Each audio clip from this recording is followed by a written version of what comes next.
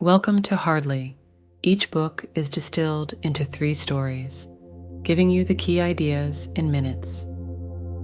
Today, we study together Jane Nelsen's Positive Discipline, the classic guide to helping children. Develop self-discipline, responsibility, cooperation, and problem-solving skills, in which we probe into why punishment doesn't work and how children learn better through mutual respect. The surprising power of family meetings in building a sense of belonging and cooperation. The balancing act of kindness and firmness, and why both are essential. Jane Nelsen, PhD in education. She is a licensed marriage, family, and child therapist. Don't go away. Hardly, the editor, will be right back with the story. A mother sat across from me, exasperated. Her son, Jake, just couldn't seem to get his act together. Every morning was a battle. Tears, shouting, and eventually punishment. I've tried everything, she sighed. Timeouts, taking away his toys, nothing works. Jake, a bright-eyed 7-year-old, sat nearby, sulking.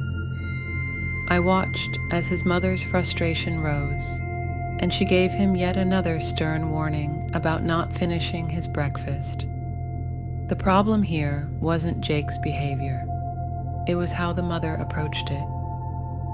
Punishment made Jake feel worse, not better. When children feel ashamed or unloved, their behavior deteriorates. In fact, Jane Nelsen says in her book, "Where did we ever get the crazy idea that to make children do better, we have to make them feel worse?" The turning point came when Jake's mom tried a new tactic, respect. Instead of punishing him for not finishing his breakfast, she sat down and asked him what he thought the solution could be. Jake surprised her by suggesting they try a routine together in the mornings, something simple and achievable.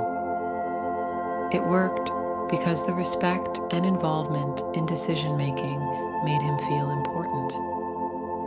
His mother learned that mutual respect, rather than punishment, fosters cooperation. The lesson: it's not about making kids obey, but helping them become responsible decision-makers. Speaking of cooperation, let's shift to another setting. A chaotic family dinner table. The siblings, Emma and Tom, were at it again, bickering loudly over who got the last slice of pizza. Their parents, already worn out from a long day, didn't have the energy to referee every argument. But instead of yelling or sending them to their rooms, they tried something that would change the dynamics of the household entirely: family meetings. At first, these meetings felt awkward. The kids didn't take it seriously, rolling their eyes and giving half-hearted answers.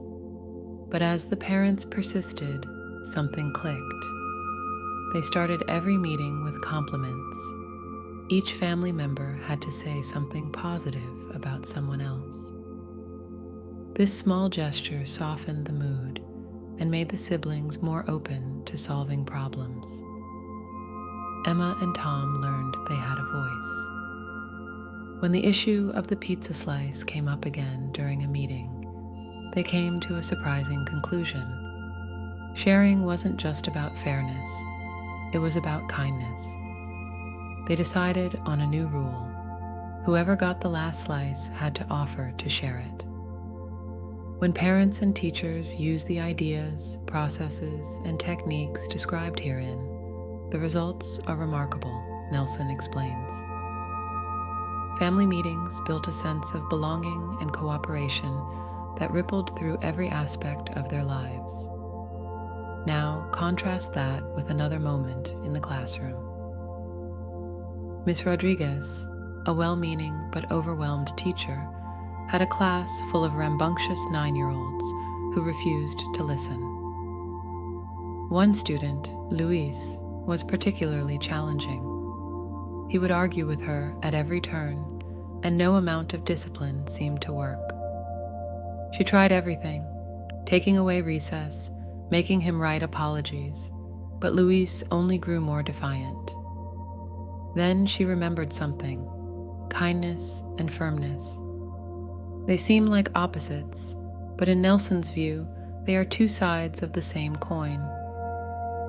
When Miss Rodriguez stopped trying to control Luis through strict rules and punishment, and instead gave him a sense of responsibility, along with clear boundaries, his behavior shifted. She pulled him aside one day and calmly explained that she expected respect in the classroom, but she also respected his feelings. Luis, initially skeptical, didn't react much. But when she let him take charge of a group project, setting clear guidelines for behavior, he rose to the occasion. For the first time, Luis felt empowered, not controlled. Nelsen's idea that kindness and firmness are essential for positive discipline played out in real time as Luis took responsibility for his actions because he felt respected, not punished. Now, as I sit back and think about these three stories, the threads are clear. In each case, the turning point came when the adults chose to change their approach. They didn't default to punishment or yelling. Instead, they built bridges of mutual respect, gave children a voice in their own lives, and balanced the firmness of clear boundaries with kindness.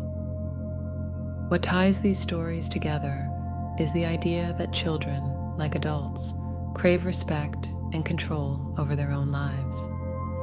When they feel heard, when they're part of the solution, they act differently. Respect breeds responsibility. And when kindness is balanced with firmness, it fosters an environment where kids don't just behave because they're forced to, but because they want to. This isn't about spoiling kids or letting them run wild. It's about raising them to understand their role in the family or classroom and giving them the tools to handle life's challenges. So, what can we take away from these real-life examples? First, punishment doesn't work. It might silence a child momentarily, but it doesn't address the root cause. Instead, mutual respect and cooperation help children understand their responsibilities in a way that sticks. Second, family meetings are more than just a way to manage arguments. They're a tool to build trust, communication, and problem-solving skills in a collaborative environment. Lastly, the balance of kindness and firmness is crucial. Children thrive when they know the boundaries, but also when they feel loved and respected within them. As the editor of Hardly, I believe that by adopting these principles, we can raise the next generation to not only behave better, but think critically, act responsibly, and contribute positively to society. Each story comes from the most representative real-life cases selected by the Hardly team from this book. The book contains 12 more real-life stories, each worth a read. If you wish to dive deeper, we recommend purchasing the full book. As we circle back to the key ideas in this book, let's look at one final story that drives home the core message: the balance of respect, cooperation, and firm kindness. One particular story involved a father and his teenage daughter, Lucy, who had become distant, constantly pushing boundaries. The father felt powerless, resorting to strict rules and punishments. But Lucy only grew more rebellious, sneaking out late at night. Frustrated, the father decided to try a different approach, one based on the principles of positive discipline. Instead of confronting Lucy with anger, he sat her down for a calm, respectful conversation. He expressed his love, but made it clear that certain behaviors, like sneaking out, were unacceptable. To his surprise, Lucy opened up about feeling suffocated by the constant control. Together, they brainstormed a plan that respected both their needs. Lucy gained more freedom, and the father established reasonable boundaries.